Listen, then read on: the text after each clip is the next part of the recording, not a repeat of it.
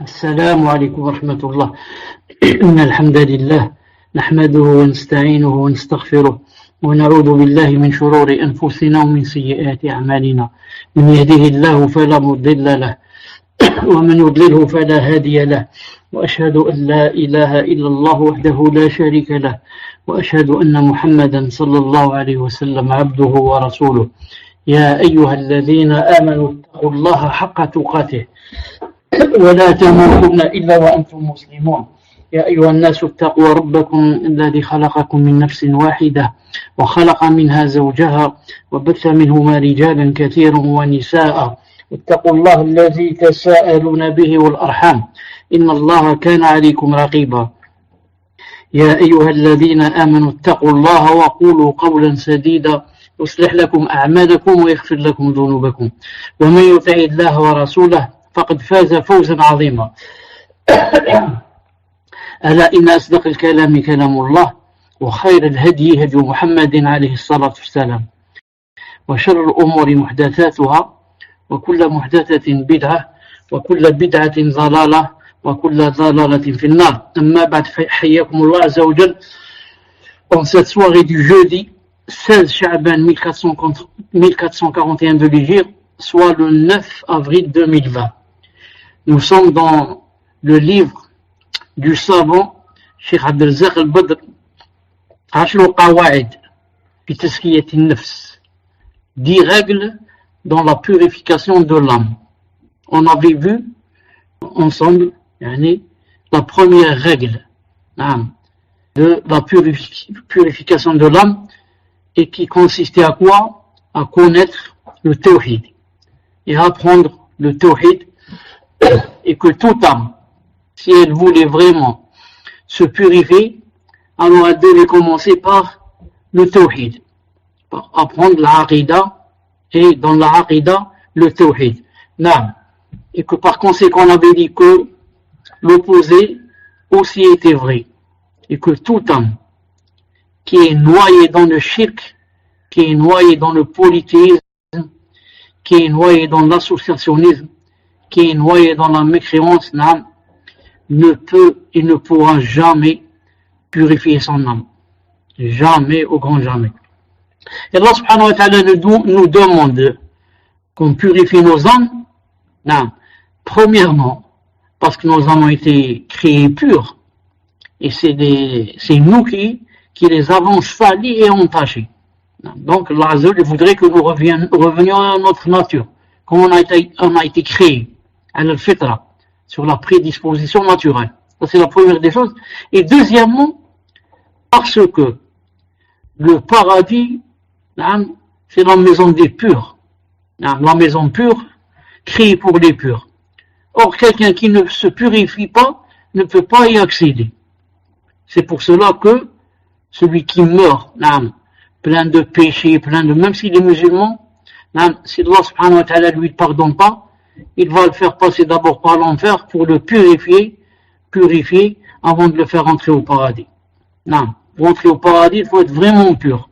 Et Allah subhanahu wa ta'ala nous a montré comment nous purifier ici, de nous-mêmes, mieux que on se fasse purifier en passant par Jahannam ou l'ayadhu billah. Ce n'est pas une chose facile. Car Allah Ta'ala dit dans le Coran, Rabbana innaka man tudkhilin nara faqad khzaytah. Notre Seigneur, quiconque tu fais rentrer au paradis, en enfer, tu l'as avilé. C'est-à-dire, même s'il doit rentrer une seconde ou une minute pour se purifier, il va se faire avilir, ou l'ayadhu billah. Aujourd'hui, Inch'Allah Ta'ala, on va parler de du deuxième pilier. Disons la deuxième règle de la purification. Et la deuxième règle, c'est quoi? C'est l'invocation.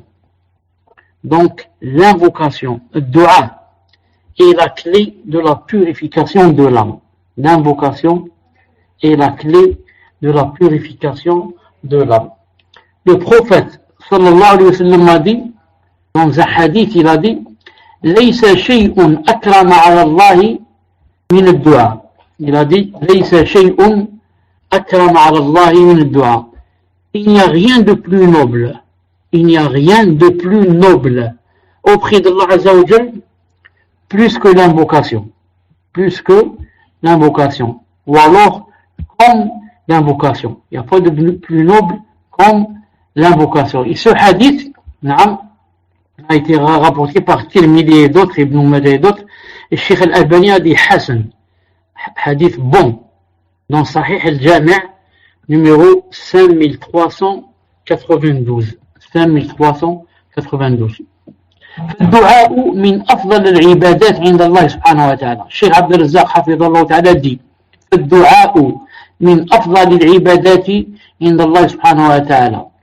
L'invocation fait partie des meilleures adorations auprès d'Allah subhanahu wa ta'ala.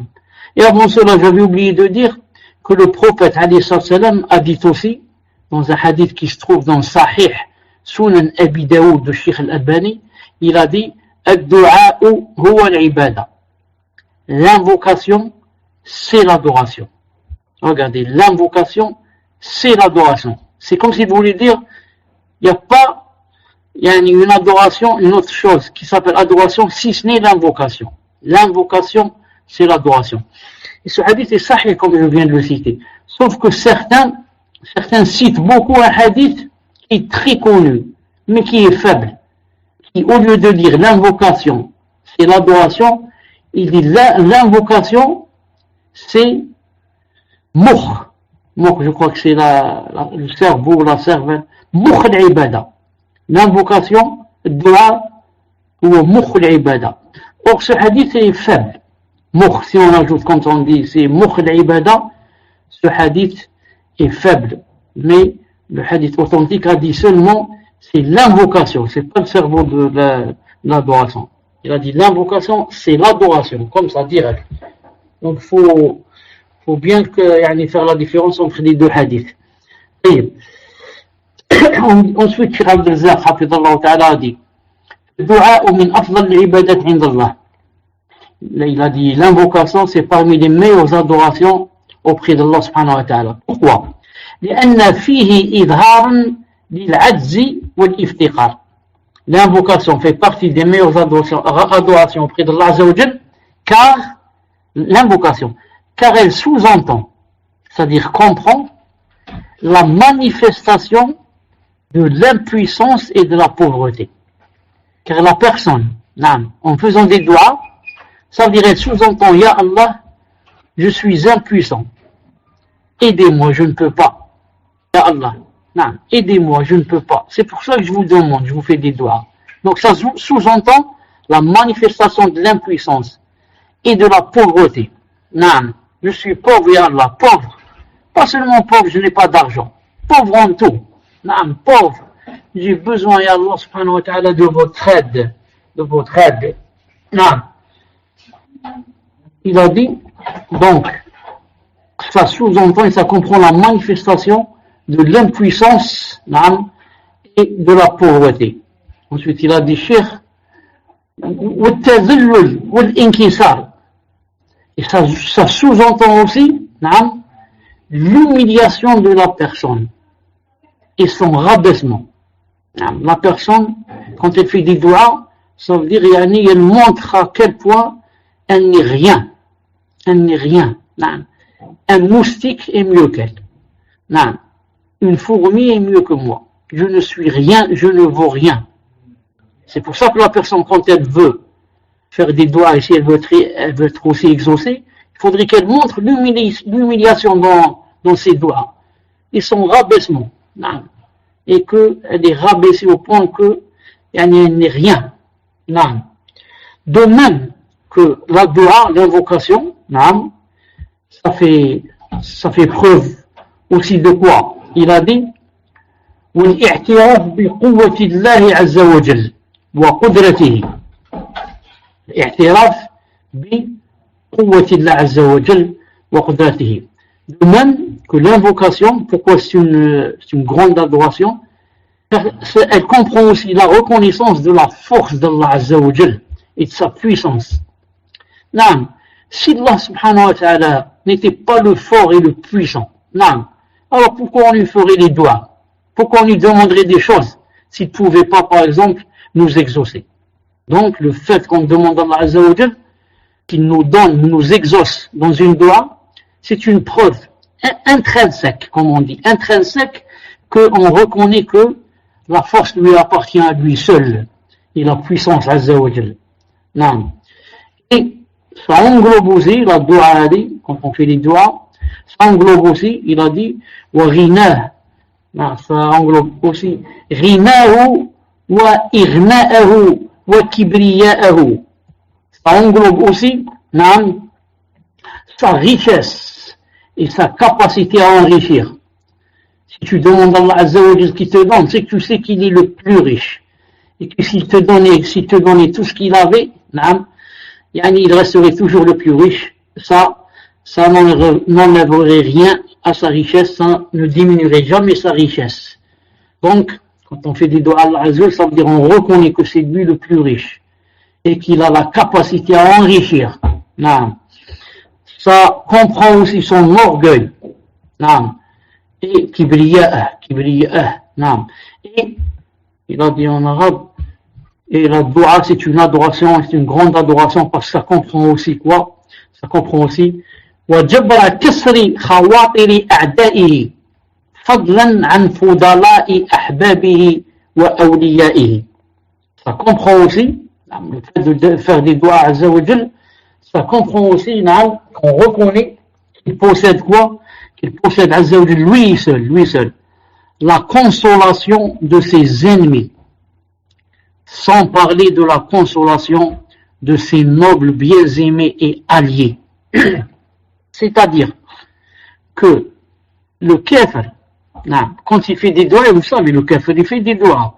Il dit, oh mon Dieu, donnez-moi ceci, mon Seigneur, mon ceci, mon cela. qu'Allah subhanahu wa ta'ala console certains des kuffars en leur donnant ce qu'ils veulent. Des fois, pas tout le temps. Il leur donne. Il leur donne le risque, il leur donne les enfants, il leur donne la richesse, il leur donne.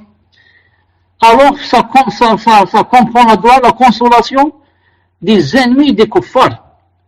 Qu'en est-il alors de la consolation de ces nobles bien-aimés Ali? Qu'en est-il qu'Allah subhanahu wa ta'ala, comment se fait-il qu'il ne console pas ses serviteurs qu'il aime tant, et c'est les croyants et les mu'minoun. Donc, par prédominance, il les console avant les kuffars. Et nous, on voit qu'il console les kuffars dans certaines de leurs affaires. Subhanallah. Mais ce qui est étonnant,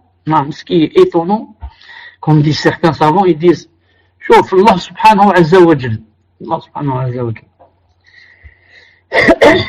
Quand on lui demande des choses, Ya Allah, donnez-moi ceci, donnez-moi cela, donnez-moi ceci, donnez-moi cela. Si on demandait des choses aux personnes, aux êtres humains, plus tu demandes, plus les êtres humains ne veulent pas de toi. Et plus ça commence à les dépasser, ça commence à les ne plus vouloir te donner. On donne une fois, deux fois, trois fois, ensuite, on ne peut pas tout donner quand même. Non. Et, comme on dit, on en a marre. Non. Et on s'énerve contre la personne, si elle vient la cinquième, dixième fois, on va s'énerver contre elle. Et pourtant, Allah subhanahu wa ta'ala, c'est tout à fait le contraire. C'est tout à fait le contraire. Plus tu lui demandes, plus il est ravi de toi. Je dis, tu lui demandes, j'ai pas dit il t'exauce, même s'il t'exauce pas. Mais plus tu lui demandes des choses, plus il est content et ravi de toi. Et plus tu t'abstiens de lui demander, plus il devient en colère contre toi. Subhanallah al-azim. Regardez le hadith du prophète sallallahu alayhi wa sallam, authentifié par Sheikh al-Albani dans son livre Sahih al-Jami' numéro 2418 et dans d'autres livres, bien sûr. Il a dit, sallallahu alayhi wa sallam, et en parlant d'Allah subhanahu wa ta'ala, il dit, إنه من لم يسأل الله تعالى يغضب عليه. إنه, celui qui ne demande pas à Allah subhanahu wa ta'ala, alors Allah azza wa jal se courrouce contre lui, se met en colère contre lui. Allahu Akbar. La personne, si tu lui demandes, elle se met en colère contre toi. Et Allah ta'ala, si tu ne lui demandes pas, il se met en colère contre toi. Et pourquoi il se met en colère contre la personne qui ne lui demande pas? C'est très simple. Car si tu ne lui demandes pas et ne lui demandes plus, cela veut dire que c'est comme si tu voulais dire, pas avec ta langue, mais avec ton comportement. C'est comme si tu voulais dire, moi je n'ai pas besoin d'Allah subhanahu wa ta'ala. Moi quand je demande, si je demande, c'est que j'ai besoin. La personne qui me demande pas, ça veut dire elle n'en a pas besoin. Donc moi j'ai tout. Je me suffis. Je n'ai pas besoin d'Allah. Alors c'est pour ça que Allah subhanahu wa ta'ala va se mettre en colère contre la personne. Et plus le contraire existe, plus c'est bien pour la personne. Plus la personne, même si elle a tout, elle montre qu'elle est toujours pauvre, qu'elle ne peut vivre une seconde sans l'aide d'Allah. Elle lui demande tout. Depuis qu'elle se lève le matin, elle commence à s'habiller, elle va sortir au travail jusqu'à ce qu'elle revienne le soir. Elle demande tout, tout, petit et grand. Avant de, je ne sais pas comme disent par exemple les savants dans le hadith, même s'il est faible, ils disent par exemple, même si quelqu'un par exemple qui marche dans la rue, ensuite ses souliers sont déchirés. C'est un exemple, c'est tout. La première des choses qu'il va penser, à quoi? Il va penser où je trouve le cordonnier, le premier. Ça, pour réparer tant qu'il est dans la rue. Mais il a oublié une chose importante avant cela, quoi? Il demande d'abord à Allah subhanahu wa ta'ala de l'aider. De l'aider, à ce qu'il trouve d'abord le cordonnier pas loin, et deuxièmement à ce que le cordonnier ne soit pas, la boutique soit ouverte, et ensuite à ce que le cordonnier accepte de lui réparer. Il est possible avec mon argent, il ne va pas me réparer, on va se bagarrer. Donc la première des choses, c'est dua à Allah subhanahu wa ta'ala, aidez-moi, je suis dans un problème.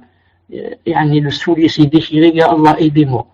Donc toujours commencer avec Allah subhanahu wa ta'ala. Ensuite, les causes vont venir, elles vont venir, c'est sûr. Et toujours avoir une relation avec Allah subhanahu wa ta'ala dans toutes choses, petites et grandes, minimes et infimes. Minime et infime, ma'alish. Allah subhanahu wa ta'ala, un cheveu s'il te tombe de la tête, s'il y a un moyen comment faire une doua à Allah ta'ala pour qu'il me rende le cheveu à la place, je fais doua.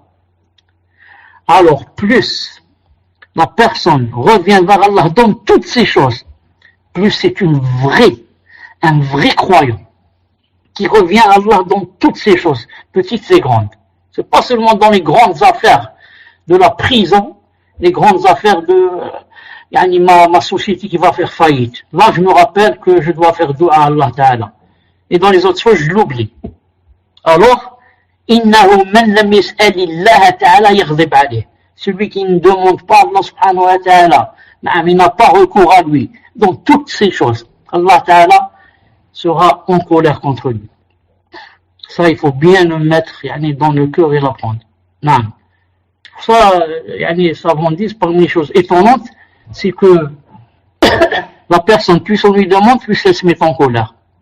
Et Allah Ta'ala, plus on lui demande, plus il est ravi de nous. Et ils disent aussi que la personne, quand on a peur d'elle, qu'est-ce qu'on fait? On fuit d'elle. On fuit d'elle, on a peur qu'elle nous fasse quelque chose. Si on a peur d'une personne, on fuit d'elle. Et Allah Ta'ala, quand on a peur de lui, on fuit vers lui. Chauffe Allah ibarak. Le contraire.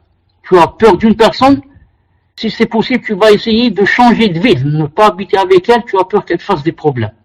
Mais Allah Ta'ala, si tu as peur de lui, tu fuis vers lui. Tu cours faire les ablutions et te jeter sur le tapis. Et à commencer à prier, à pleurer. Pourquoi? Parce que tu as peur de lui. Donc tu ne le fuis pas, tu fuis vers lui. Subhanallah al-Azim. Non. Et la personne, non. On a peur de quoi? Par rapport aussi à elle. On a peur de son injustice. Non. Une personne, on a peur de quoi? On a peur de son injustice. La personne qui est juste, on n'a pas peur d'elle. Et Allah Azza wa Jalla, on a peur de quoi? On a peur de sa justice. C'est pas de son injustice, parce que Allah Azza wa Jalla jamais ne sera injuste. Justement, j'ai peur de sa justice. J'ai peur que Yawm al-Qiyamah, il va, ce qui va se passer entre lui et moi, va se baser sur la justice. C'est grave. Il va me jeter en enfer, c'est sûr. Mais moi, je fais des doigts pour que, les calculs seront basés sur quoi? Sur sa miséricorde, pas sur sa justice. Si c'est sur sa justice, direct Jahannam. Peut-être qu'il n'y a pas une personne qui va entrer au paradis. Parce que, on va poser la balance et on va voir. Mais alhamdoulilah, comme a dit le prophète, il a dit, il n'y a pas une personne qui va rentrer au Qiyamah si ce n'est la miséricorde d'Allah. Il n'y a pas une personne qui va rentrer avec ce qu'elle a fait. Il va dire, moi j'ai fait 5 fois le Hajj, j'ai fait 10 fois Umrah, j'ai prié toute ma vie, j'ai ceci. Ah bon, je crois que c'est ça qui va te faire rentrer au paradis. Tu te trompes beaucoup. Mais il a dit, alayhi salam, c'est avec la miséricorde d'Allah. On lui a dit, même toi, ya Rasulullah, il a dit, même moi, si Allah ne m'enveloppe pas avec sa miséricorde, je ne rentre pas au paradis. Même moi, la meilleure des créatures. Non. Donc on revient à ce qu'on disait, Cheikh Abdelzaq al-Badr, hafidallah ta'ala dit, والدعاء له أثر عظيم في فتح أبواب الخير. Et l'invocation a un effet énorme par rapport à l'ouverture des portes du bien. Il y a des milliers de portes de bien et elles sont fermées et elles ne peuvent s'ouvrir qu'avec des doigts. Et nous, combien de doigts on n'a pas fait? Donc, combien de portes on les a laissées fermées alors qu'elles étaient prêtes à s'ouvrir? Il fallait faire des doigts seulement. Et voilà que les portes vont s'ouvrir. Nous, on ne fait pas de doigts. C'est pour ça que Cheikh al-Islam, rahimahullah ta'ala, Cheikh al-Islam Taymiyyah, وصيته لأبي قاسم المغربي, il a dit, lorsqu'il a fait une wasiya, une recommandation à Abu Qasim al-Maghribi, il lui a dit, الدعاء مفتاح كل خير, الدعاء مفتاح كل خير. Il lui a dit, l'invocation est la clé de tout bien. L'invocation est la clé de tout bien. Donc, c'est chez l'islam qui a dit ça, Abu Qasim al-Maghribi. نعم. فكل خير ترجوه لنفسك وتريده من خيرات الدنيا والآخرة فاطلبه من الله والجأ إليه في نيله وتحصيله. C'est-à-dire, sans se rapprocher, bien que tu espères pour ta propre personne et que tu désires parmi les biens de la vie d'ici-bas et de l'au-delà. Demande-le, ce bien, demande-le d'Allah Azza wa Jal. Et réfugie-toi auprès de lui pour l'atteindre et l'acquérir. Tout bien que tu espères pour ta propre personne et que tu désires parmi les biens de la vie d'ici-bas ou bien de l'au-delà. C'est Allah seulement qu'il faut le demander. Et réfugie-toi auprès de lui pour l'atteindre et l'acquérir. Non. ووعد الله عز وجل من دعاه والتجأ إليه بالإجابة. قال تعالى وقال ربكم ادعوني أستجب لكم. Allah Azza wa Jal a certes promis à quiconque l'invoque, lui a promis de l'exaucer. C'est ainsi qu'il a dit dans son Ghafir, verset 60, il a dit, et votre Seigneur a dit, implorez-moi, je vous exaucerai. Et votre Seigneur a dit, implorez-moi, je vous exaucerai. Donc il y a deux choses dans ce verset. Première, implorez-moi. Ça vient de nous, c'est nous qui implorons. Et la deuxième vient d'Allah, je vous exaucerai. Donc c'est très simple. Implore Allah, fais des doigts, il va t'exaucer. On va dire pourquoi des fois il ne va pas exaucer. وقال أمير المؤمنين عمر بن الخطاب رضي الله تعالى عنه قال إني لا أحمل هم الإجابة ولكن هم الدعاء فإذا ألهمت الدعاء فإن الإجابة معه. نعم. Donc le prince des croyants Omar ibn Khattab radiyallahu ta'ala anhu a dit, je ne porte pas le souci de l'exaucement, mais je porte le souci de l'invocation. Car s'il m'est inspiré d'invoquer, alors l'exaucement l'accompagne. Vous avez compris? Omar radiyallahu ta'ala a dit, je ne porte pas le souci de l'exaucement. L'exaucement c'est pas mon problème. Allah ta'ala dit, invoquez-moi, je vous exauce. Allah ta'ala, est-ce qu'il va mentir? Ma'azallah. Donc, le souci c'est quoi? Le souci de l'invocation. C'est pour ça il a dit, s'il m'est inspiré d'invoquer, alors l'exaucement l'accompagne. Pourquoi il a dit s'il m'est inspiré d'invoquer?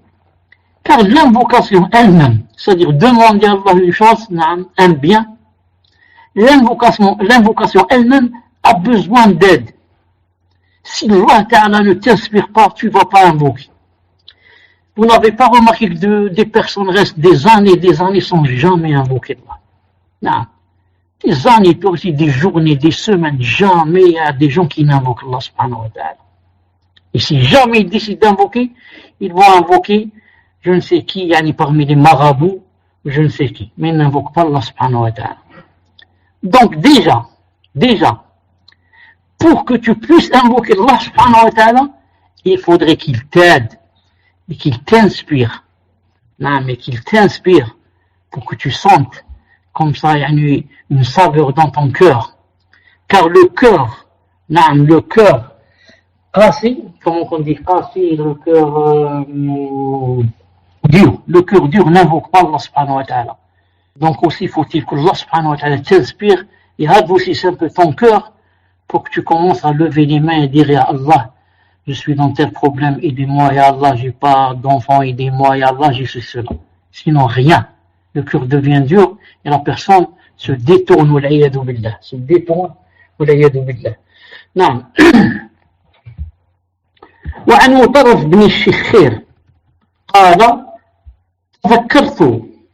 تذكرت ما جماع الخير فإذا الخير كثير الصوم والصلاة وإذا هو في يد الله عز وجل وإذا أنت لا تقدر على ما في يد الله عز وجل إلا أن تسأله فيعطيك إلا أن تسأله فيعطيك ابن الشخير rahimahullah ta'ala a dit, j'ai voulu me rappeler ce qui ressemble tout le bien. J'ai voulu méditer, essayer de savoir qu'est-ce qui peut rassembler tout le bien. Il m'est alors apparu que le grand bien, c'est le jeûne, la prière. Puis il m'est apparu qu'il est, la prière, le jeûne, qu'il est dans la main d'Allah Azza wa Jal. Puis il m'est apparu que tu n'as aucun pouvoir sur ce qui se trouve dans la main d'Allah Azza wa Jal, excepté si tu lui demandes afin qu'il te le donne. Il m'est alors apparu en conclusion que ce qui rassemble tout le bien est l'invocation. Donc tout le bien se trouve entre les mains d'Allah subhanahu wa ta'ala. Et jamais ce bien ne pourra t'arriver si ce n'est en demandant à Allah subhanahu wa ta'ala de t'en donner une part de ces grands biens qu'il a entre ses mains Azza wa Jal. Non. En bas, une seconde. Est-ce qu'on était? C'était Mutarif ibn Shikhir. C'est lui qui avait dit ça. وفي باب التزكية صح عن النبي صلى الله عليه وسلم أنه قال في دعائه اللهم آتي نفسي تقواها وزكيها أنت خير من زكاها أنت وليها ومولاها نعم. Et ça se trouve dans Sahih Muslim. Cette dua se trouve dans Sahih Muslim. Donc, dans le chapitre de la Tizkiya, il a été authentiquement rapporté du prophète sallallahu alayhi wa sallam qu'il a dit dans une de ses invocations. Il disait ça beaucoup. Qu'est-ce qu'il a dit? Oh Allah, accorde à mon âme sa piété. Purifie-la, purifie mon âme. Tu es le meilleur de ceux qui la purifient. Tu es son protecteur et son maître.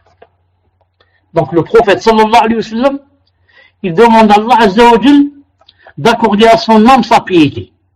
Le prophète, la personne la plus pieuse qu'Allah Ta'ala écrit, il lui demande, Ya Allah, accorde à mon âme sa piété. Purifie-la, purifie mon âme, Ya Allah. Tu es le meilleur de ceux qui la purifient. Tu es son protecteur et son maître. Non. Et Cheikh Abdelrazak al-Badr dit وفي هذا الدعاء إشارة وتنبيه على أن تزكية النفوس بيد الله عز وجل علام الغيوب وأن مفاتيحها الأعظم هو الدعاء والافتقار إلى الله سبحانه وتعالى. Cheikh Abdelrazak حفظه الله تعالى dit en commentant cette dua du prophète sallallahu alayhi wa sallam, il dit, il y a dans cette invocation l'indication et le signalement que la purification des âmes se trouve dans la main d'Allah Azza wa Jal. Celui qui connaît parfaitement les choses cachées. De même qu'il y a dans cette invocation que la principale clé de cette purification des âmes est certes l'invocation et la manifestation de sa pauvreté à l'égard d'Allah subhanahu wa ta'ala. Donc il a dit, tout ça se résume en deux choses. Tout le bien, que ce soit pour l'âme ou pour autre chose, se trouve entre les mains d'Allah subhanahu wa ta'ala. Et pour avoir ce bien qui se trouve entre les mains d'Allah azza wa jal, il faut deux choses. Donc l'invocation et se manifester, en étant dans un état de pauvreté totale devant Allah subhanahu wa ta'ala. Car la personne peut faire des doigts, mais en ayant dans le cœur une sorte de kibr, une sorte d'orgueil, une sorte de... il se croit qu'il est vraiment quelque chose. Donc Allah subhanahu wa ta'ala ne va pas lui donner. Mais il faut montrer que, ya Allah ta'ala, je suis le plus pauvre, le plus faible. La personne qui a vraiment le plus de besoin d'aide que toutes les autres personnes du monde. Si on va regrouper les milliards de gens qu'il y a, c'est moi la personne la plus faible qui a le plus besoin de ton aide, ya Allah subhanahu wa ta'ala. Allah subhanahu wa ta'ala va t'exaucer. Là, il dit, ولهذا كان أكثر دعاء النبي صلى الله عليه وسلم يا مقلب القلوب ثبت قلبي على دينك حديث صحيح. نعم. C'est pourquoi le prophète sallallahu alayhi wa sallam ne cessait d'implorer Allah azza wa jal et de l'invoquer en disant, ô toi qui fais renverser les cœurs, affermis mon cœur sur ta religion. Ya muqallib al-qulub thabbit qalbi ala dinik. Ô toi qui fais renverser les cœurs, affermis mon cœur sur ta religion. Vous savez que le cœur, déjà il s'appelle qalb, pourquoi? Parce qu'il y a taqallab. Il se renverse facilement. C'est pour ça qu'il s'appelle cœur. Qalb, du fi'l, le verbe qalaba yataqallab. Naam. Donc, le cœur s'appelle cœur parce qu'il se renverse. Le prophète disait, ô toi ya Allah qui fait renverser les cœurs, raffermis mon cœur sur ta religion. Affermis mon cœur sur ta religion. C'est pour ça qu'il y a un hadith authentique qui dit que la personne, le matin se réveille, par exemple, mu'min, et le soir, il peut, quand il va dormir, il est déjà devenu kafir. Et le contraire, il peut dormir kafir, et le matin, quand il se lève, il est mu'min. Donc, entre une nuit et le matin, la personne peut passer du iman vers le kufr, et du kufr vers l'iman. Et la personne qui ne fait pas attention à son cœur, et qui ne prend pas des causes, et qui se laisse aller, et s'assoit avec n'importe qui, et ne se préserve pas pour sa religion. Vous trouvez des personnes qui, en une journée, ils passent de 2 à 3 sectes. Il est salafi, ensuite il est tabliri, ensuite il termine ahbash. Et khlas, Allah subhanahu wa ta'ala n'a plus d'attributs, n'a plus de rien. Et Ibn Taymiyyah c'est un kafir, Ibn al-Qayyim c'est un kafir, Ibn al-Baz c'est un kafir, et Cheikh Ibn Uthaymin c'est un kafir. Donc en une journée, il peut passer dans 3 sectes. Surtout celui qui s'assoit avec les gens de l'innovation et qui croit que c'est facile. Il dit, moi je connais bien la religion, mais ils peuvent rien me faire cela. Ceux-là, ils vont te faire des choubouhat, mon fils, des choubouhat. Tu ne vas pas dormir la nuit. Non. Ils vont te faire des choubouhat juste pour t'être assis pendant 10 minutes. Si tu avais dit salam de loin, il serait parti chez toi, ton cœur aurait été préservé. Tu serais toujours sur la droiture. El Sunna ou le Jama'a. Et maintenant, tu t'es assis avec des takfiri, donc, maintenant tu ne vas pas dormir la nuit. Est-ce que pourquoi il a dit ça? Comment je dois répondre? Pourquoi? Est-ce que c'est vrai ce qu'il a dit? Est-ce qu'il y a le djihad? Et moi je ne vais pas faire le djihad. Tout le monde fait le djihad. Pourquoi eux ils font? Moi je ne fais pas. Donc moi je suis tarout. Moi je suis peut-être kafir. Je suis kda. Et comme ça, wal'iyadu billah. Non. Ensuite, Cheikh continue. Non. Tandis je demande combien de temps qu'on est au cours. Où est-ce qu'il est pas au cadre? Ça fait combien de temps qu'on est au cours? 30 minutes. Allez, مازال شوية. 35 minutes. مازال شوية. On ajoute Allah un quart d'heure بإذن الله تعالى. طيب. On revient au cours. Ensuite, Cheikh a dit فمتى اجتمع على العبد على العبد قلبه فمتى اجتمع على العبد قلبه وصدقت ضرورته وفاقته وقوي رجاؤه ولم يتعجل الإجابة وتحرى الأوقات الفاضلة فلا يكاد يرد دعاؤه فلا يكاد يرد دعاؤه. Cheikh a dit dès lors que le cœur du serviteur est réuni, que sa nécessité, son indigence, c'est-à-dire sa pauvreté sont sincères, son espoir est fort, qu'il ne s'impatiente pas de l'exaucement, qu'il cherche les moments méritoires, alors il est quasiment impossible qu'on rejette son invocation. Donc vous remarquez ici quoi? Que le Cheikh Hafidhallah Ta'ala va citer les conditions de l'exaucement des invocations. Et si on va bien décortiquer ce qu'il a dit, on va trouver qu'il a cité 5 choses. Il a dit dès lors, premièrement, dès lors que le cœur du serviteur est réuni. Deuxièmement, que sa nécessité et son indigence sont sincères. Troisièmement, que son espoir est fort. Quatrièmement, qu'il ne s'impatiente pas de l'exaucement. Cinquièmement, qu'il cherche les moments méritoires. S'il y a ces 5 choses, alors il est quasiment impossible qu'on rejette son invocation. La première, lorsqu'il a dit dès lors que le cœur du serviteur est réuni, c'est-à-dire, tu ne peux pas demander à Allah subhanahu wa ta'ala des choses alors que ton cœur n'est pas présent avec toi. Pour demander à Allah subhanahu wa ta'ala, il faut que ton cœur soit réuni. Il faut que tes idées soient réunies. Il faut que tu aies un peu trop chaud dans le cœur. Un peu de quiétude. Il ne faut pas être distrait. Sinon Allah subhanahu wa ta'ala ne va pas t'exaucer.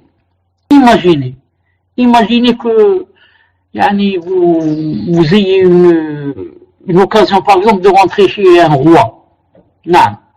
Et on va rentrer chez un roi, donc ce n'est pas tout le temps. Ça vient une fois peut-être dans la vie, ça ne vient jamais. Donc ça vient une fois dans la vie. Donc peut-être tu voudrais lui demander des choses peut-être, ou au moins une chose. Si maintenant l'occasion est venue, tu rentres chez le roi et tu vas lui demander des choses. Dans quel état tu vas être? Tu vas être dans un état de lui montrer que tu as vraiment besoin de son aide. Et que lui, c'est quelqu'un qui aide et qui est connu par sa gentillesse, il fait du bien. Par contre, tu lui dis, si vous pouvez m'aider dans telle chose. Donc, ton cœur est réuni autour du problème. Non. Alors ça, c'est par rapport à un roi. Connaît-il le roi des rois? Donc, Allah subhanahu wa ta'ala, imagine, que tu fasses des doigts comme ça tout en riant, tout en plaisantant, tout en chantant, et tu fais des doigts. C'est ça, Allah Ta'ala va t'exaucer. Le prophète alayhi salam a dit dans un hadith rapporté par Abi Hurayrata et authentifié par Cheikh Albani dans Silsila Sahiha numéro 564. Il a dit Ud'u Allah wa antum muqinuna bil ijaba. Invoquez Allah Azza wa Jal en soyons sûrs de l'exaucement. Wa'lamu, voilà le témoin.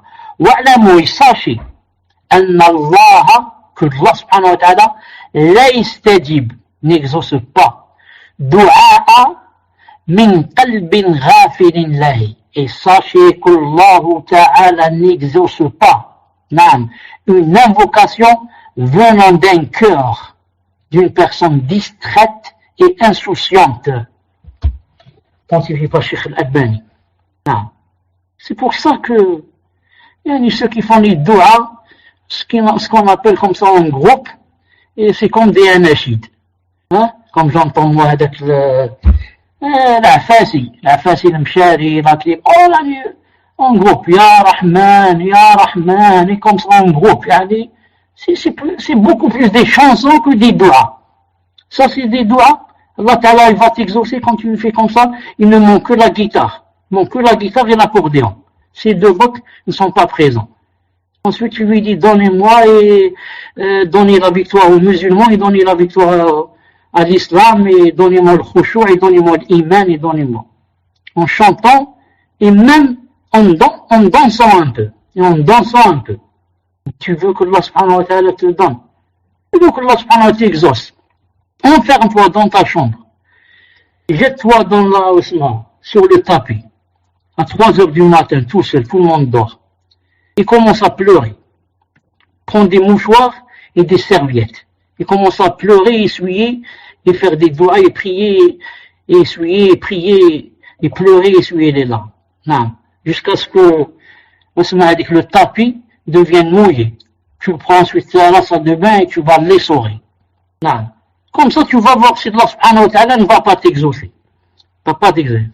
Mais tu vas chanter, danser, et demander à Allah subhanahu wa ta'ala. Fais-le si tu veux, des années. Tu verras qu'il n'y aura aucune réponse. Il a dit, dès lors que le cœur du serviteur est réuni, la première condition, ton cœur est présent, il est là, tu le sens ton cœur, tu le sens, il arrive presque à t'engoser. Tu as vraiment besoin de faire la doua. Non. Deuxièmement, sa nécessité et son indigence sont sincères. En effet, plus la pauvreté du serviteur est grande, et plus il aura recours à son Seigneur dans les invocations. Car il sait qu'Allah Azza wa Jalla, lui seul, détient les clés de sa réussite. Non. Plus la chose est grande dans ton cœur, et plus tu montres ta pauvreté qu'elle est grande à Allah subhanahu wa ta'ala, plus tes chances d'exaucement sont plus grands.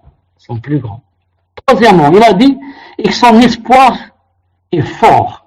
Cette personne qui va faire les doigts, son espoir est fort. C'est-à-dire que son espoir que Allah Ta'ala va l'exaucer est fort. Car quand on fait des doigts, on les fait aux riches des riches. À celui qui ne pauvrit même pas s'il donnait aux djinns et aux humains confondus tout ce qu'il demanderait. Donc, il n'y a aucune raison de ne pas espérer d'être exaucé par quelqu'un qui est comme ça, qui est Allah subhanahu wa ta'ala. Donc pourquoi, quand je vais faire des doigts, Allah subhanahu wa ta'ala, le riche des riches, donc je vais dire peut-être, il ne va pas m'exaucer et mon espoir sera faible. Au contraire, il y a tout qui porte à croire que mon espoir doit être fort, bi'idhnillahi ta'ala. Et quatrièmement, il a dit qu'il ne s'impatiente pas de l'exaucement. Qu'il ne s'impatiente pas. Le prophète a dit dans un hadith rapporté par Muslim, Mustajabu lil abdi, la personne ou le serviteur est exaucé. Ma lam yad'u bi ithm, tant que son invocation ne comporte pas de péché, ou qati'at rahim, ou bien une coupure de lien familial, s'il y a pas ces deux-là, il a dit, il sera exaucé lam yasta'jil, tant que il ne s'impatiente pas. Qila ya Rasulullah, ma isti'jal, on a dit ya Rasulullah, c'est quoi l'impatience? Comment on sait que, par exemple, cette personne est impatiente? Il a dit, qala yaqul, celui qui fait doua, il dit, qad da'awtu wa qad da'awtu, falam ara yustajabu li. Il a dit, j'ai fait des invocations, je n'ai eu aucun exaucement. Il a dit, فَيَسْتَحْسِرْ عِنْدَ ذَلِكَ وَيَدَعَ الدُّعَى. Alors, il comment on dit, il dégoûte et il délaisse les doigts. Non. فَيَسْتَحْسِرْ, il dit, خلاص. Moi, il désespère, comme on dit. Il dit, donc, il ne va plus me répondre. Non. Donc, tant que la personne ne s'impatiente pas, Allah, qu'Inch'Allah Ta'ala, que Allah subhanahu wa ta'ala va l'exaucer. Ensuite, pour comprendre cette chose très bien, Allah subhanahu wa ta'ala, qu'est-ce qu'il a dit? Il a dit, invoquez-moi, je vous exauce. Mais il nous a pas dit quand est-ce qu'il exauce. Il n'a pas dit. il se peut qu'il exauce dans 10 ans, dans 20 ans, dans 30 ans, dans 40 ans, dans 50 ans, dans 60 ans, et plus. Donc, si tu ne sais pas quand est-ce qu'il va t'exaucer, pourquoi t'impatienter? Est-ce que lui, Azza wa Jal, il n'aimerait pas faire le bien à ses serviteurs? Il aime ses serviteurs, les croyants entre eux. Il les aime. Il voudrait leur donner ce qu'ils veulent. Mais, Allah sait des fois que s'il te donne, ce sera ta perdition. Donc il sait que c'est pas le moment. Ce sera pas maintenant. S'il te donne la chose maintenant, c'est ta perdition. Tu vas perdre une jambe peut-être. Non. Tu vas carrément mourir. Tu dis, je lui donne pas maintenant. Non. Il n'est pas apte, c'est pas le moment. Après, dans 5 ans, dans 10 ans, il aura cette chose, pas maintenant. Ou alors, Allah Ta'ala sait carrément que la chose que tu demandes ne te convient pas. Pas du tout alors. Alors il va te donner l'équivalent Yawm al-Qiyamah. Donc tu n'as rien perdu. Il ne m'a pas donné ici. Qaddar Allahu ma shafa'al. Mais il m'a caché cette chose pour l'au-delà. Ou alors, Allah Ta'ala sait que ce que tu demandes ne convient pas. Il ne va pas te le donner, mais va repousser ce qui est similaire à ce que tu as demandé en bien, en mal. Il va repousser la même chose en mal. En mal. Il ne va pas te donner le bien que tu as demandé car il ne te convient pas. Ça va te faire du mal. Mais il va repousser un mal qui allait te toucher. Et tout ça, nous, on ne le sait pas. On dit pourquoi Allah ne nous a pas répondu, pourquoi j'ai demandé, il ne m'a pas répondu. Dès que tu le dis, dès que la personne dit la phrase, j'ai fait des doigts, il ne m'a pas répondu, khlas, il ne te répond pas. Khlas, tu es de côté. Du moins dans cette doigt. Ah.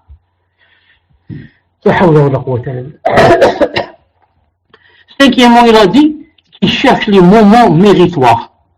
Il cherche les moments méritoires pour faire des doigts, à part qu'il faut la sincérité, à part qu'il faut, comme on l'a dit tout à l'heure, ne pas se hâter, à part qu'il faut montrer qu'on est pauvre, qu'on est indigent, à part qu'il faut avoir le cœur présent, à part, il y a aussi les moments et les endroits méritoires. Par exemple, on va citer quelques-unes. Laylat al-Qadr, la nuit du destin. C'est l'une des nuits où vraiment celui qui tombe avec cette nuit, vraiment il est exaucé. Car d'après Aïcha radiyallahu ta'ala anha, elle a demandé au prophète sallallahu alayhi wa sallam que si jamais elle savait que c'est Laylat al-Qadr, que dois-je dire? Il a dit, dis Allahumma innaka afoun tuhibbul afwa fa'fu anni. Si jamais il lui a dit, tu tombes, que c'est le moment de Laylat al-Qadr, parce que c'est le dua mustajab, alors dis quoi? Dis Allahumma au Seigneur, innaka afoun, tu es un pardonneur, tuhib l'af, tuhib le pardon, alors pardonne-moi, fa'fu anni. Ou quelque chose en ce sens, il a fait peut-être c'est pardonne-moi, je pense pas. Même si c'est pas pardonne-moi exactement, mais ce n'est pas loin. Et vous remarquez que efface, c'est plus fort. J'ai pas compris ça, mais efface de moi, c'est-à-dire efface. Celui qui efface les péchés. D'accord. Effacer totalement mes péchés, Allah subhanahu wa ta'ala. Non. Effacer totalement mes péchés. Comme si ça n'a pas existé. Donc, remarquez, qu'est-ce qu'on remarque la première des choses? On remarque que, Aïcha radiyallahu ta'ala anha et le prophète sallallahu alayhi wa sallam, si c'était nous, toi, là, ton épouse, elle va te dire, si jamais je fais doua, ça tombe avec les lettres, qu'est-ce que je dis? Peut-être nous, on aurait dit, par exemple, fait que on achète une villa. Tu vois comment on est là dans ce studio, on est dans un studio, on est à 6 ou 8 dans le studio. Non, fais doua que on achète une villa. Fais doua que je trouve du travail. Fais doua ceci, cela. Et le prophète sallallahu alayhi wa sallam, il lui dit innaka afoun tuhibbul afwa fa'fu anni. Certes, tu effaces les péchés, tu aimes les effacer, ainsi efface mes péchés. Le problème c'est quoi? C'est les péchés. C'est de rencontrer Allah subhanahu wa ta'ala sans les péchés. C'est ça le plus important. Toutes les autres choses passent. Non. Toutes les autres choses passent. Non. Et ça c'est par exemple les qadr. Même par exemple la personne qui se lève la nuit, surtout le dernier tiers.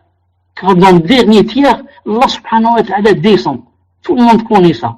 Quand je dis Allah ta'ala descend, c'est le madhab de Al-Sunnah au Jama'a. Contrairement à Ash'ari et Ahbasha qui disent c'est pas Allah ta'ala qui descend, c'est son affaire. Alors, son affaire. Alors, qui dit, Man yad'ouni astajib lahu. Qui me fait des invocations, je l'exauce. C'est son affaire qui dit comme ça, c'est pas Allah. Qui dit, Man yas'aluni fa'atiyah. Qui me demande, je lui donne. C'est son affaire.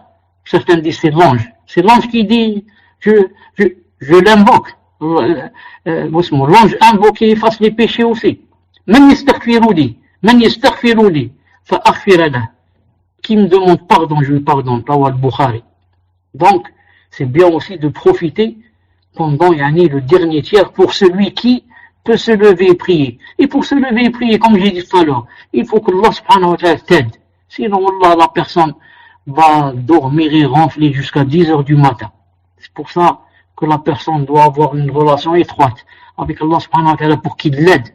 Et pour qu'il se lève à 3 heures du matin, il jette la couverture. Non, mais malgré que c'est facile de nos temps, très facile. Tu vas à la salle de bain, tu ouvres le robinet, c'est l'eau chaude qui vient. Autrefois, c'est la glace. Non. Ensuite, par exemple, profiter quand la personne est dans le soujoud. On m'a dit le prophète sallallahu alayhi wa sallam, il a dit aqrab ma yakunu al-'abdu min rabbihi wa huwa sajid. Le plus proche que le serviteur, le plus proche qu'il soit d'Allah subhanahu wa ta'ala, c'est quand il est prosterné. Il a dit fa'akthiru min ad-du'a.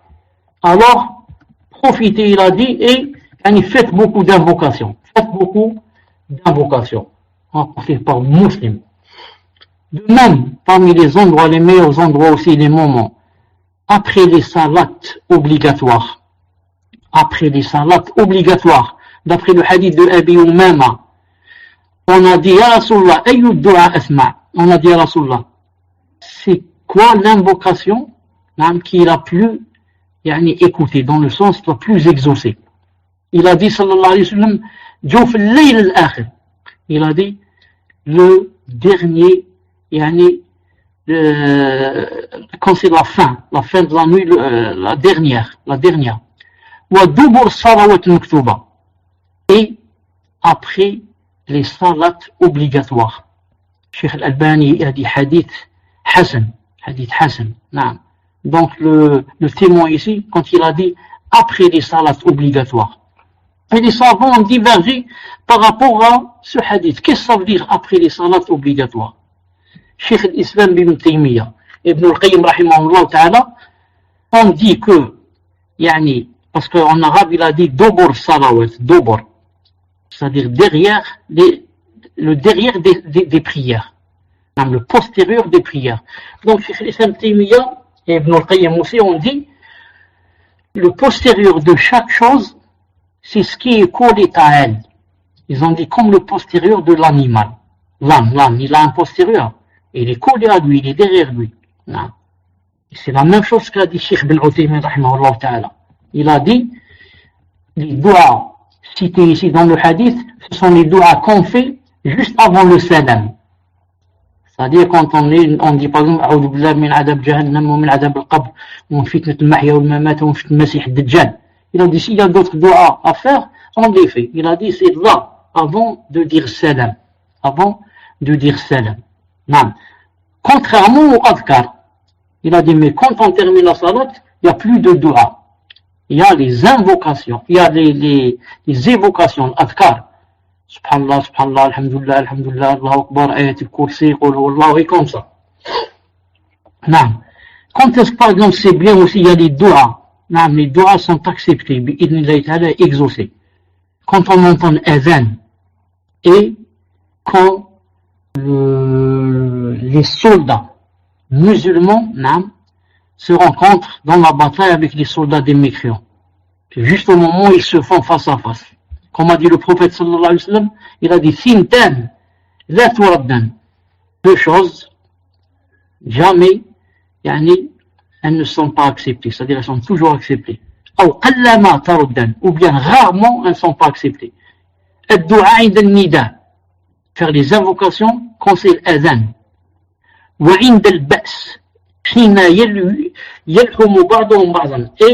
quand les troupes se rencontrent. Et c'est la bataille qui commence. Il a dit, ça parce que la personne, peut-être qu'elle ne va plus ressortir des rangs. Elle va rentrer dans le rang des kuffars et mourir. Donc là, les doigts sont vraiment importantes et exaucées. Et la même chose, l'adhan, quand on entend l'adhan. Sixièmement, بين الأذان والإقامة, entre l'adhan et إقامة الصلاة, avant qu'on commence à prier, avant qu'il ne fasse l'Iqama, pendant ce temps, que ce soit à la mosquée, que ce soit à la maison, quand c'est l'adhan, et on n'a pas prié, on n'a pas encore fait l'Iqama, c'est bien de faire des doigts. Le prophète alayhi sallam a dit, لا يرد الدعاء بين الأذان والإقامة. Ce hadith se trouve dans Sahih al-Jami' 2048.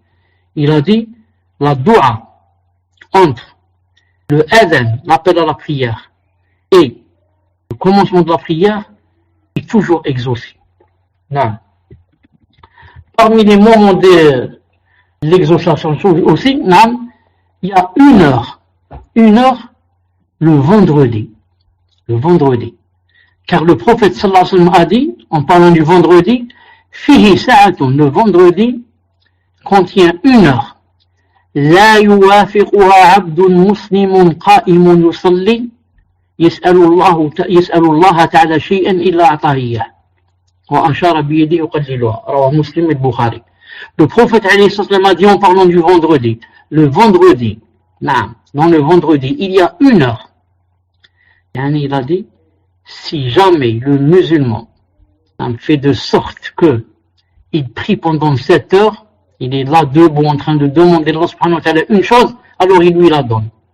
Et d'après la plupart des savants, 7 heures, c'est après l'asr, et plus précisément avant le ghurub. Quand il reste à peu près 1 heure pour le coucher du soleil le vendredi. Car c'est à ce moment-là que Adam alayhi salam a été créé.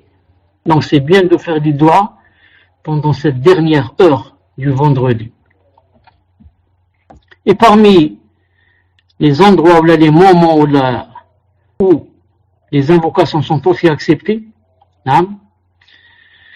que la personne fasse la dua en disant La ilaha illa anta subhanak inni kuntu min al-zalimin.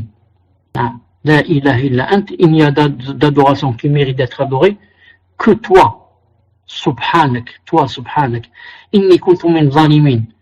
Je fais partie des zalimin, des injustes.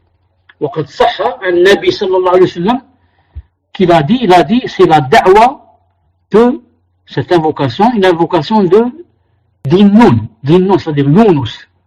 Il da'a biha wa fi batni al-hut. C'est l'invocation qu'a faite Yunus alayhi salam quand il était dans le ventre de la baleine. Qu'est-ce qu'il a dit dans le ventre de la baleine? Il a dit La ilaha illa anta subhanak inni kuntu min al-zalimin. Le prophète alayhi salam a dit Lam yad'u biha rajulun muslimun. Il n'y a pas un musulman, un non-musulman, homophobe, qui ne fasse, ou qui ne dise cette dua, fi shay'in qat, dans n'importe quelle chose, illa istajaba Allahu lahu, sans qu'Allah subhanahu wa ta'ala ne lui exauce. Hadith se trouve dans Sahih al-Jami' de Sheikh al-Albani, 3383. Il a dit, il n'y a pas un musulman qui, lorsqu'il y a un problème, il fait cette dua, en disant, La ilaha illa anta subhanak, Inni kuntu min al-zalimin. Je fais partie des injustes, sans que Allah subhanahu wa ta'ala ne lui exauce. Vous avez remarqué ce qu'on a dit tout à l'heure? Montrer à Allah azza wa jalla la pauvreté, l'indigence et l'injuste, et qu'on est injuste. Inni kuntu min al-zalimin. Je fais partie des injustes, ou de ceux qui étaient injustes. C'est pas je suis la meilleure personne. Au contraire, je suis la plus injuste. C'est ici qu'Allah subhanahu wa ta'ala nous dit le dua. Neuvièmement, lorsque la pluie tombe, et lorsque la pluie commence à tomber, comme dans le hadith authentique, où le prophète alayhi salam a dit Thintan la turaddan. Deux doigts sont toujours exaucés, ne sont jamais rendus. Ad-du'a inda al-nida, faire les invocations, faire l'invocation quand c'est l'appel à la prière. Wa taht al-matar, et quand la pluie tombe. Naam. Et fait partie de la sunna du prophète sallallahu alayhi wa sallam, quand la pluie commençait à tomber pour la première fois, quand elle commence à tomber, par exemple c'est l'été, ensuite ça a commencé à tomber la première fois, il découvrait un peu comme ça son bras jusqu'à son aisselle, il laissait la pluie tomber et il caressait comme ça sa main avec la pluie, il disait que innahu hadithu ahd bi rabbina, il disait ça vient juste de Allah subhanahu wa ta'ala. C'est la première pluie. Donc, il se mouillait exprès avec cette pluie, il se massait un peu comme ça, sa main. Il y a aussi un moment où Allah subhanahu wa ta'ala exauce les doigts, c'est quand la personne se réveille la nuit. Ça nous arrive beaucoup la nuit, se réveiller, peut-être pour un problème, peut-être pour aller aux toilettes, peut-être. Le prophète alayhi salam a dit Man ta'arra, toute personne qui se réveille, stayqad, min al-layl, la nuit, toute personne qui se réveille la nuit et dit La ilaha illallah wahdahu la sharika lah, lahu al-mulku wa lahu al-hamd, wa huwa ala kulli shay'in qadir, alhamdulillah, وسبحان الله ولا إله إلا الله والله أكبر ولا حول ولا قوة إلا بالله ثم قال ensuite il dit اللهم اغفر لي يا الله pardonnez-moi أو دعا ou bien il fait des doigts استجيب له il sera exaucé فإن توضأ si maintenant en plus de cela il va faire le wudu وصلى et va prier قبلت صلاته sa salat sera acceptée. Rawah al-Bukhari, 1154. Pourquoi il a dit, si jamais il fait maintenant deux prières, deux wudu et deux prières, sa prière sera acceptée. Pourquoi il a ajouté cette phrase, sa prière sera acceptée? Est-ce que nous, quand on prie, est-ce que quelqu'un peut te donner l'assurance que ta prière est acceptée? Rien n'est sûr. Ça, tu pries parce que c'est obligatoire. Accepté ou pas accepté, Allahu Ta'ala alam. Mais ici, si tu fais la dua qui vient de dire pendant la nuit quand tu te réveilles, et en plus de cela, tu te lèves, tu fais le wudu, tu pries deux rak'at, tu as l'assurance du prophète sallallahu alayhi wa sallam. Il t'a assuré, garanti, celui qui n'a jamais menti, que ces deux rak'at vont être acceptés. Allahu Akbar. Voilà la différence. Non. Parmi les moments où c'est accepté aussi, les doigts sont acceptés, c'est quand la personne boit de l'eau de Zamzam. L'eau de Zamzam qu'on peut boire et on peut bien sûr même se laver avec, on peut même faire des ablutions avec. فعن جابر رضي الله تعالى عنه, il a dit que le prophète sallallahu alayhi wa sallam a dit ماء زمزم لما شرب له. رواه أحمد authentifié par Sheikh Al-Albani في صحيح الجامع numéro 5502. Qu'a dit le hadith? ماء زمزم, l'eau de Zamzam, il a dit lima shuriba lah. Il a dit c'est d'après l'intention avec laquelle a été bu cette eau. C'est pour ça que les savants disent ce n'est pas de la sunna, ne rentre pas dans la sunna de faire une invocation avant d'en boire. Parce que beaucoup de gens, ils mettent le verre devant leur bouche et ils commencent. Bismillah, Allahumma ceci, Allahumma cela, Allahumma atini kada, Allahumma... Et certaines font la doigt du hadith Abdullah ibn Abbas. Allahumma as'aluka ilman nafi'a wa rizqan tayyiba wa amalan mutaqabbala. Ce hadith est faible. Ce hadith d'Abdullah ibn Abbas est faible. Non. Et la sunna c'est quoi?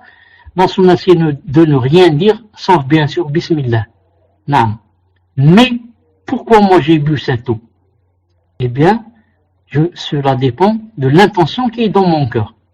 Moi, dans l'intention, j'ai dit je vais boire ma Zamzam parce que j'ai telle maladie, pour que Allah me guérisse. L'autre va dire, je vais boire ma zamzam, je suis faible, pour que Allah Ta'ala me donne la santé. L'autre va dire, je vais boire ma zamzam, parce que peut-être je veux que Allah m'enrichisse. L'autre il dit, je vais boire ma zamzam à cause de ceci, cela. Donc, cela dépend pourquoi tu as bu ma zamzam. Cela dépend de ce qu'il y a dans le corps.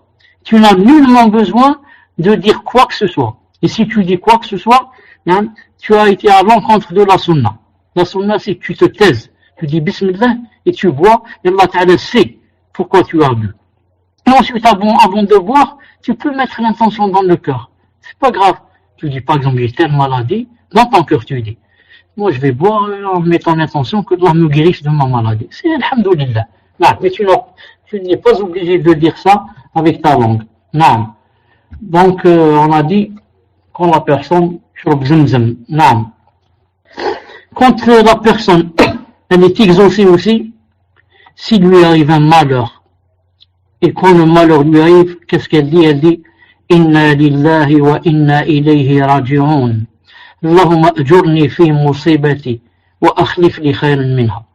Non. D'après Salama radiyallahu ta'ala anhu, elle a dit, radiyallahu ta'ala anha, elle a dit, j'ai entendu le prophète sallallahu alayhi wa sallam dire, même une musulmane, il n'y a pas un musulman, tusibu musiba, il lui arrive une musiba, mushkil, un problème. Fayaqul ma amar Allah. Et qu'ils disent ce que Allah Ta'ala a demandé, c'est-à-dire, inna lillahi wa inna ilayhi raji'un. On est à Allah, on appartient à Allah, et c'est vers lui que nous allons revenir. Allahumma ajurni fi musibati. Ya Allah, récompensez-moi pour cette musiba, pour ce problème. Wa akhlif li khayran minha. Et, compensez-moi au mieux que de cette musiba, de ce que j'ai perdu. Il a dit, illa akhlaf Allahu lahu khayran minha. Il a dit, s'il dit comme ça, toujours Allah subhanahu wa ta'ala va le compenser au mieux du problème qu'il a eu. Non, au mieux du problème qu'il a eu.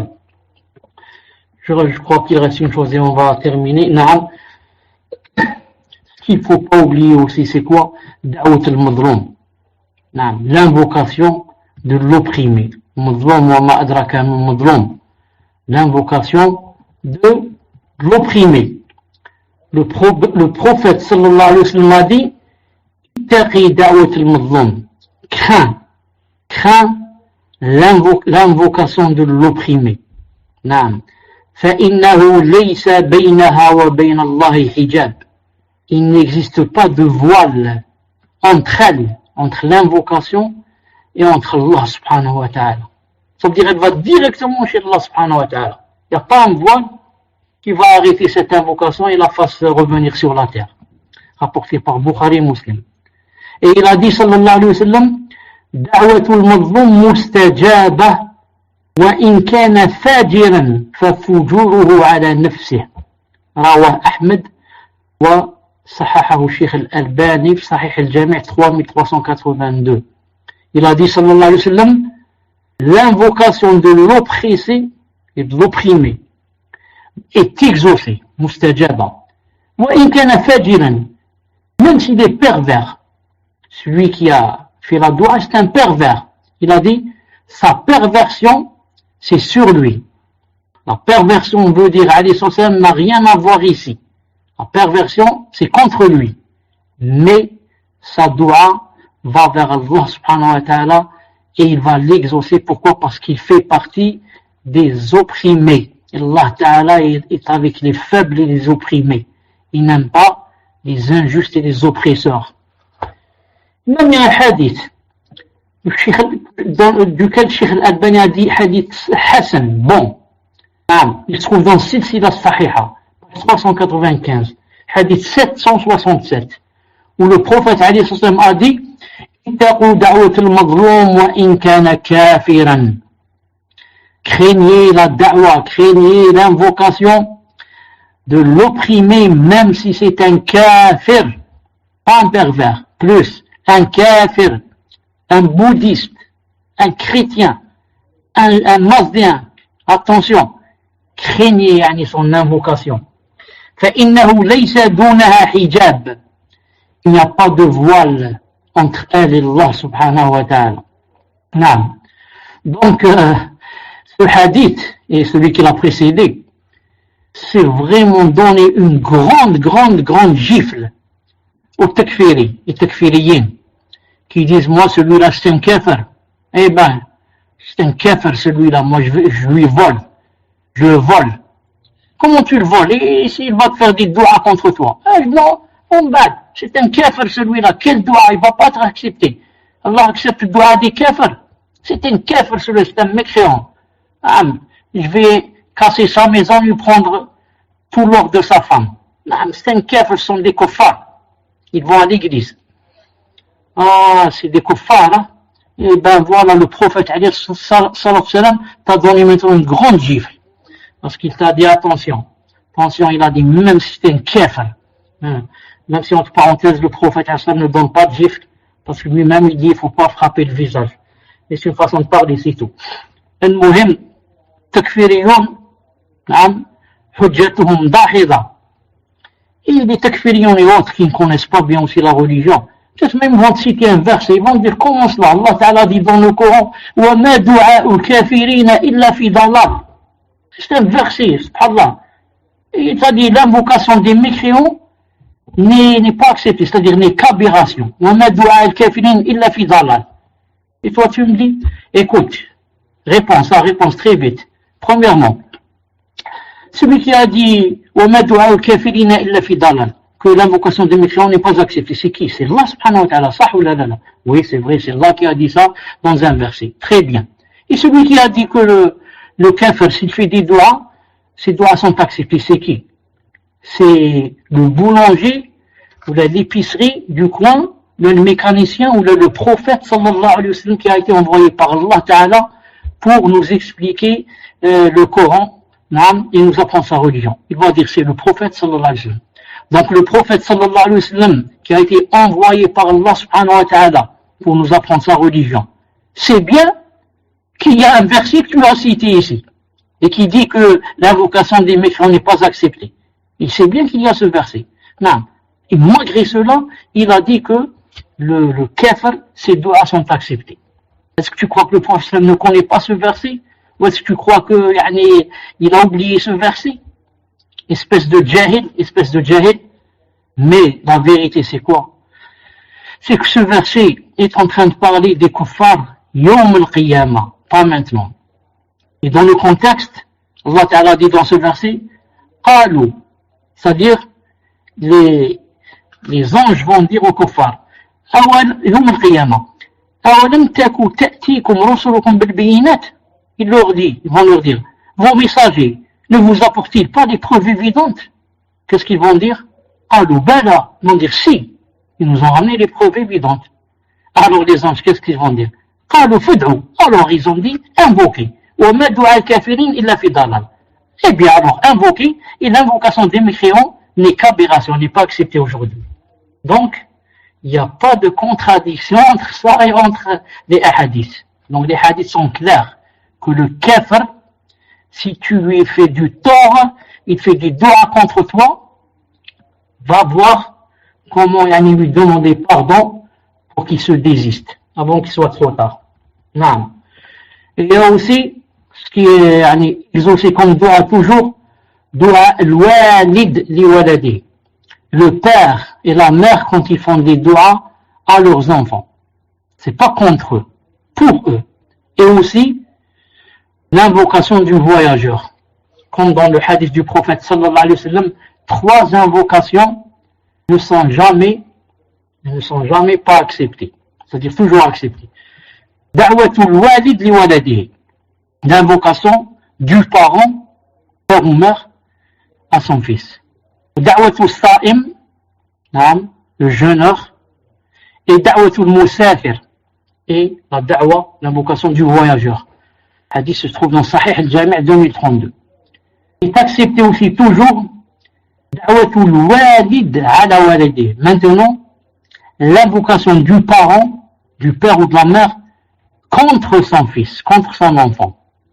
Pas pour son enfant. Maintenant, c'est contre lui. comme dans le hadith authentique, ثلاث دعوات مستجابات, 3 invocations sont acceptées, sont exaucées.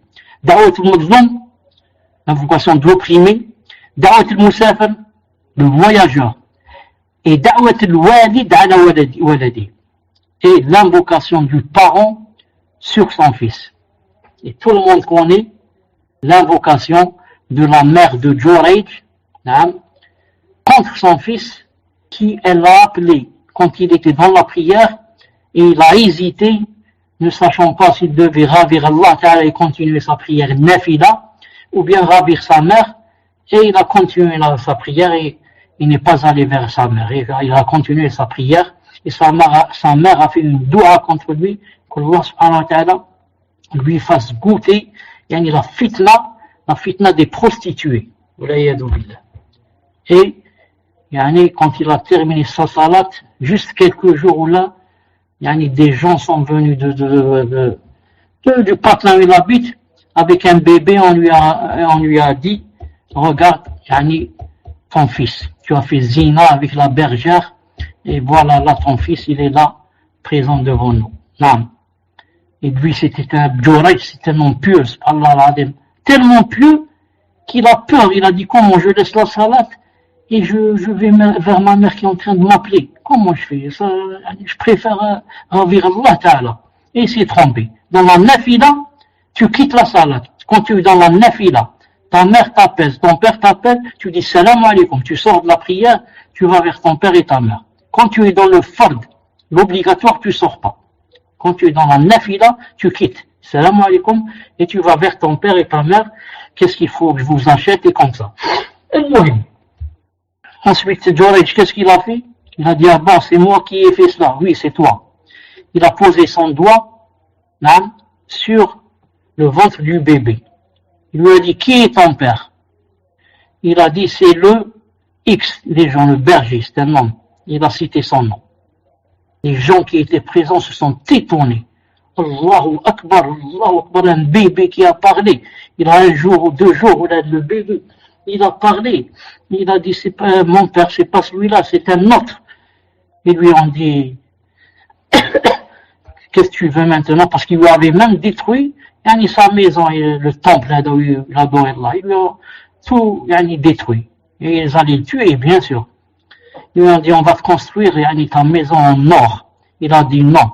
Rendez-la moi comme elle était en argile. Et les savants ont pris de cette histoire que chauffe. Lui, c'est pas de sa faute. Il a dit, je ne sais pas si je dois continuer ma salade ou bien obéir à ma mère. Et quand même, elle a fait des doigts contre lui et regardez ce qui lui est arrivé. Et on l'a presque tué. Non. Et les savants ont dit, mais alhamdoulilah, quand quelqu'un craint Allah subhanahu wa ta'ala, Allah ta'ala lui donne une solution. La preuve, ils n'ont pu rien lui faire. Ils ne l'ont même pas frappé. Dalil, au contraire, Allah ta'ala l'a élevé. Et il lui a donné un prodigue. Mais il a parlé, il a fait parler un bébé. Subhanallah. Et pour terminer, Allah ta'ala l'a gratifié. En demandant aux gens qu'on construise sa maison en or. Il n'a pas accepté, il a dit non, laissez-la en argile. Ça veut dire que quand quelqu'un craint Allah, Allah lui fait une solution. Toujours. Même s'il n'est pas fautif ici, mais il lui est rien arrivé, alhamdoulilah, on lui a reconstruit sa maison et il est sorti des problèmes. Et on a dit ça pourquoi? Attention, au doigt des parents. Et attention, nous, si maintenant Allah Ta'ala nous a donné cette faveur que si on fait des doigts, Allah Ta'ala va accepter contre nos enfants, ça ne veut pas dire qu'on va profiter pour en faire. Au contraire, nous aussi on a des péchés, si on fait sans raison valable. Sans raison, je fais des doigts contre mon fils. Sans raison contre ma fille. Elle n'a rien fait, des doigts contre elle. Non, plein de péchés. Allah Ta'ala me remplit de péchés. Car ça rentre dans l'injustice. Allah Ta'ala n'aime pas les injustes. N'aime pas les injustes. Non. Enfin, pour terminer, il reste 2 choses. Non, 3 choses. Le doigt de l'enfant qui est salih, qui est un bon enfant, un enfant pieux. Comme dans le hadith authentique, il a dit quand le fils d'Adam meurt, quand nous tous, c'est-à-dire on meurt, ça y est, il n'y a plus rien qui nous arrive sauf trois choses. Sadaqa jariya. Si on avait dit ici une aumône jariya, c'est-à-dire qui marche toujours. Comme construire une mosquée par exemple, tant que les gens vont dans cette mosquée, rentrent dans cette mosquée, prient dans cette mosquée, les hasanats t'arrivent dans ta tombe, jusqu'à ce que la mosquée tombe et disparaisse. Naam. Donc ça s'appelle sadaqa jariya, qui reste toujours. Par exemple, je donne un exemple. Au lieu que je donne à quelqu'un, par exemple là, 5 € pour qu'il aille manger, par exemple. Dès qu'il va manger, on va dire, termine son manger, ça y est, les hasanats s'arrêtent, ça ou là. Mais si, par exemple, c'est 5 € ou 10 €, par exemple, là, j'ai acheté une mule. Vous savez, les mules qu'on met dans les pieds. Et je l'ai mise, par exemple, dans une mosquée. À chaque fois qu'une personne va mettre ses mules, par exemple, pour aller faire le wudu, je suis la cause de son wudu, la cause de sa prière. Et comme ça, les hasanats vont m'arriver jusqu'à ce que la mule, avec les mules, se déchire et parte. Et comme ça. Et le deuxième, il a dit, waladun salihun yad'u lahu. Waladun salihun. C'est-à-dire, quand quelqu'un meurt, il a laissé un enfant salih. Un enfant salih. Qu'est-ce qu'il fait? Il a dit yad'u lahu. C'est pas obligé qu'il construise pour moi des mosquées. Il a dit yad'u lahu, yad'u. Certains disent, mon père est mort, etc. Vite, il va acheter un mouton, il va dire, j'égorge et j'invite les gens à manger. C'est bien. Mais mieux que cela, c'est de faire des doigts, comme dit Cheikh Ibn Uthaymin. Il a dit, waladun salihun yad'u lahu. Il n'a pas dit, yadbahu lahu. Il n'a pas dit, il égorge des moutons. Il a dit, yad'u. Tu fais des doigts à celui qui est mort. Imagine ton père, Allah yarhamou, ta mère, Allah yarhamha. Elle est maintenant dans la tombe. C'est elle qui a été la cause de ta venue dans ce monde. Ensuite, toi, tu l'oublies des années, tu ne lui fais pas des doigts. Tu l'oublies carrément. Alors tu pries jours et nuits. Et même pas dans la salat, Allahumma arham abi, Allahumma arham ummi, Allahumma arhamhuma, kama rabbayani saghiran. Ils ont été la cause pour que je sois grandi. Et je me suis marié, je travaille, je dis ceci, cela. Je suis devenu ingénieur, je suis là, par leur cause. Maintenant, khlas, ils sont morts, je les ai oubliés. C'est comme s'ils n'existaient pas. Non. Il a des ou bien il a laissé de la science. Il est mort, il a laissé de la science. Celui-là, il sera vraiment heureux. Non. Et enfin, pour terminer, dans les moments, là, les endroits où si les doigts sont exaucés, comme a dit le prophète sallallahu alayhi wa sallam, c'est quand on entend le coq. Quand on entend le coq, on entend, je n'ai pas le verbe ici, ce que fait le coq, si vous pouvez me rappeler, vous allez dire, il chante, mais je sais qu'il a un autre nom. Le chant, disons le chant du coq. Donc, quand le coq commence à chanter, là, c'est dua mustajab, il chante. Le prophète sallallahu alayhi wa sallam a dit, si vous entendez des coqs qui chantent, alors demandez à Allah subhanahu wa ta'ala de ses bienfaits. Pourquoi le coq commence à chanter à une heure précise? Non, parce qu'il a vu un ange, comme a dit le prophète alayhi sallam, rapporté par Bukhari et Muslim. Contrairement à l'âne, si vous l'entendez, qu'est-ce que vous dites? Pourquoi il commence à hennir comme ça? Car il a vu un djinn, il a vu un shaitan. Donc l'âne voit le shaitan, il commence à crier comme ça. Et le coq, il voit un ange.